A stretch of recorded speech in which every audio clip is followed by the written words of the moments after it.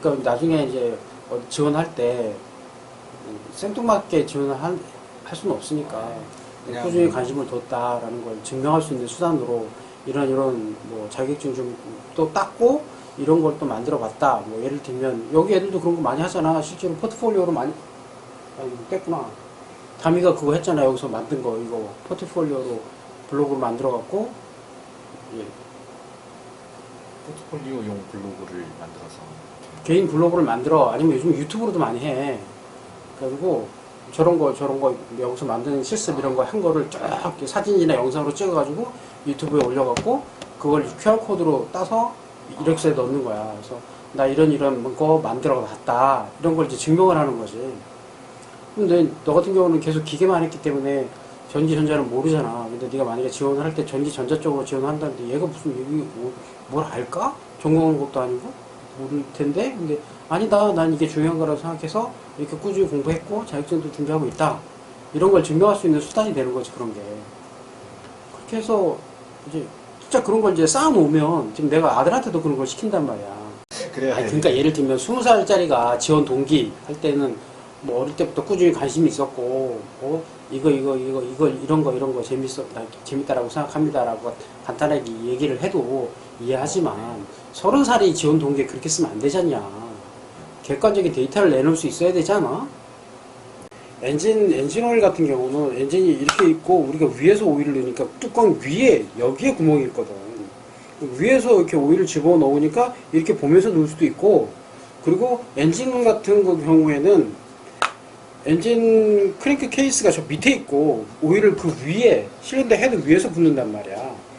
그러니까 여기에 보일 때까지 넣는 게 아니라 오일의 양이 정해져 있어. 그래서 딥스틱이라고 이런 스틱을 쓴다고. 그러면 이제 이게 크랭크 케이스가 있고 옆에다가 이렇게 집어넣어서 이렇게 뽑아보지. 그럼 여기 얼마나 오일이 묻었는지 보고 오일의 양을 측정하니까 이렇게 설계가 돼 있잖아. 그러니까 이제 보통은 이제 내 차에 오일 용량이 얼마다라는 걸 보통 알고 있으니까 그만큼 오일을 갖다 부어. 붓고 나서 한번 확인. 이렇게 시작을 하는 거고. 근데 지금 이런 케이스는 이렇게 위에서 붓는 게 아니라, 왜냐면 자동차 밑에 이렇게 붙어 있는 거야. 그러니까 위에서 불 수가 없는 지금 방식이지.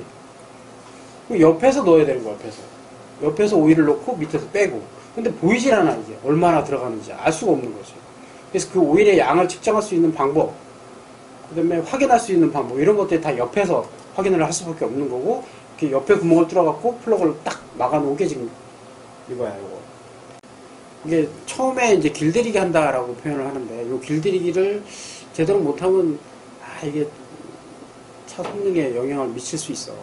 그러니까 처음에 딱 조립된 상태에서 처음에 어떤 방식으로 차가 운행이 되느냐에 따라 이게 과도한 마모가 일어날 수도 있고, 그치? 그런 부분들 때문에 오일도 자주 교환을 해줘야 하는 부분들도 있고. 그래서 첫 오일 교환할 때 딱 보면 대놓고 칩이 보여, 막. 색깔로 얘기하는 거야. 엔진에서 만들어진 색깔로 막 보인다고. 근데 항공기 같은 경우에는 그런 게 보이면 안 되는 또의 정밀도를 가진 기계 장치니까 칩 디텍터라는 게 이제 장착이 되어 있는데, 자동차는 당연하니까 안 넣는 거지. 그렇게 보면 돼. 그래서 그 플레인이라는 애니메이션에 나오지, 칩 디텍터라는. 그래서 사람도 요즘은 웬만한 건 혈액 검사 갖고 다 나와. 최근에 만들어진 기술로는 암도 혈액 검사로 판정할 수 있는 기술이 나왔어, 최근에. 그러니까 혈액이 온몸에 안 가는 곳이 없잖아, 인간은. 그러니까 혈액을 뽑아서 어떤 기술로 무엇을 검사하느냐에 따라 내 몸 상태를 볼 수 있는 거지. 이게 같은 거죠, 기계도. 그러면 기계 안에서 유유하게 잘 흐르고 있는 거. 그러니까 엔진을 확실히 검사할 수 있는 방법은 오일이야. 엔진 오일. 기어박스니까 기어박스 안에서는 기어가 제대로 굴러가고 있는지는 뭐 소리, 작동하고 있는 뭐 어떤 느낌, 운동 상태, 거기다가 이제 확실히 알 수 있는 오일 딱 찍어서 보면 나오는 거지. 그래서 그거를 화학적인 어떤 여러 가지 방식을 이용해서 검사하는 방법. 그 검사실이 별도 있니? 그게 이제 아까 얘기했던 쪽실이라고 하는 이런 부분들. 그건 약자야, 약자. 그럼 이제 군에서만 쓰는 거야. 몰라도 돼. 어쨌든 그 연료도 그렇게 검사를 해. 오일도 검사를 하고 연료도 검사를 하고. 근데 이게 니네가 이제 곧 차를 운전할 거기 때문에 차에도 이게 똑같이 적용이 된다 이거야. 그러면 차에 여기도 지금 오일 검사를 하는데 오일 검사를 하라고 했는데 검사를 어떻게 하는지 지금 안 나오잖아. 자동차에 집어넣는 오일도 같은 방식으로 검사를 해야 되는 거 아니야, 내가 차를 운전을 한다? 그럼 차 엔진 오일 검사를 해야 된다. 양만 검사하는 게 아니야. 딥스틱으로 검사하지? 그건 뭐야? 양만 검사하잖아. 그걸 이렇게 흰 장갑 끼고 이렇게 만져갖고 색깔도 봐야 되고 뭐 걸리는 게 없나 이것도 봐야 되는 거야. 고열에 노출돼갖고 산화가 되는 것도 있고 또 많이 쓰이는 과정에서 이제 찌꺼기가 생기는 경우도 있고 그다음에 엔진 같은 경우에는 실린더 안에서 이제 연료가 이제 탄 찌꺼기들 이런 게 나올 수도 있어. 노후된 엔진 같은 경우에. 특히 이제 옆으로 누워있는 엔진은 특히 관리 잘 해줘야 되지. 포르쉐 같은 거. 항공기도 그래. 항공기도 옆으로 누워있잖아. 세스나 같은 거는 다 누워있단 말이야. 그래서 엔진 실린더 관리를 잘 해줘야 되는데 그냥 애초에 누워있는 엔진이기 때문에 쉽게 밑바닥이 먼저 닳잖아. 그래서 주기적으로 떼서 그 실린더 내경을 측정을 해줘야 돼. 그래서 조금 벗어났다 그러면 이걸 깎아주고 그 작업을 보링이라고 하는 거야. 근데 일부 자동차에서는 출력을 높이기 위해서 배기량을 높이기 위해서 보링을 해. 그리고 엔진 실린더를 깎아버리니까 실린더 부피가 커지잖아. 그런 엔진 오일을 검사할 때는 반드시 색깔, 그 다음에 점도도 봐야 돼. 점도. 끈적거리는 거예요? 점도. 그래서 이렇게 만져서 이렇게. 근데 이걸 딱 명확하게 구분하기 좀 애매한데 보통은 오링이라는 표현은 생긴 모양을 그렇게 부르는 거고 실은 역할. 실이라고 하는 말은 자체는 역할이야.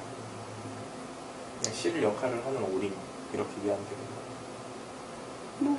그렇지? 실 역할을 하는 그 부분에서 뭐 오링도 있고 다른 종류도 있고.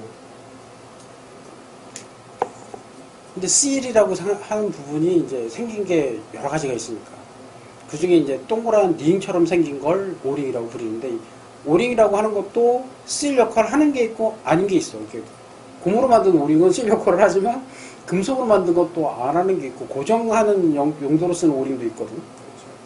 그러니까 이제 그런 거야. 그 오링이라는 표현 자체가 생긴 거를 부르는 명칭이고 실은 역할, 기능 뭐 이런 걸 따지는 거고 게스킷은 뭐야?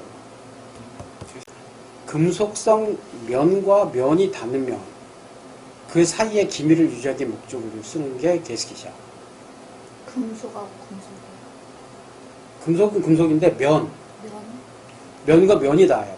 너는 그런 쪽으로 가면 훨씬 더 어필하기가 좋아. 그래서 장비도 공유압 계통 장비 이런 장비 쓰는 곳에 가면 네가 절반은 다 아는 걸 거야. 근데 엔진이라는 것만 컨셉을 잡지 말고 엔진 그 터빈만 생각할 게 아니라 공유압